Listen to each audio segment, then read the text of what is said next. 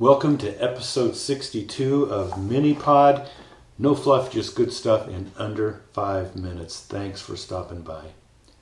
Nehemiah is a great book to turn to when seeking wisdom, for building and leading a church.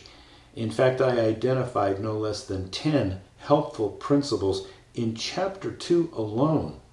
One of the unique things about Nehemiah is that he loved lists. I love making lists. In chapter 3, he lists all the men who participated in rebuilding the walls around Jerusalem. And all these men and their sons, they're listed. And then we're introduced to Shallum, an official of half the district of Jerusalem, who, we are told, made repairs, he and his daughters. Picture this. You've got all these men banging nails and building walls, and there in their midst is Shallum and his daughters. What an awesome sight that must have been. I think it's fair to assume that for whatever reason, Shallum didn't have any sons. He had daughters. A lack of sons was not going to deter him from doing his part in rebuilding the walls. He had daughters, so he worked with what he had, not with what he didn't have. Sometimes pastors of smaller churches can focus more on what they don't have rather than what they do have. I know, I've been there. It's easy to lament, if I only had more people or more money, or someone on staff with me. If I only had my own building or more volunteers, then it would be so much easier. If this is how you're thinking, you might be right.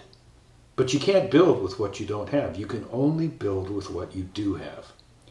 Focusing on what you don't have, it really doesn't help. In fact, it hinders your call to build a church. Let me ask you, what resources do you have? You must have some. If you didn't have any, you wouldn't have a church. Take an inventory of what you do have, not on what you don't have. Look at what you have to build with, no matter how small it might be, and prayerfully ask the Holy Spirit to help you discover the best way to use the resources you have. If what you have is limited, then you're not going to be able to do everything. But you can do some things.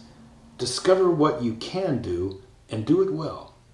Focusing on what you have instead of what you don't have will result in encouragement for you and a church that's healthy and moving forward. Remember, you build with what you have, not with what you don't have.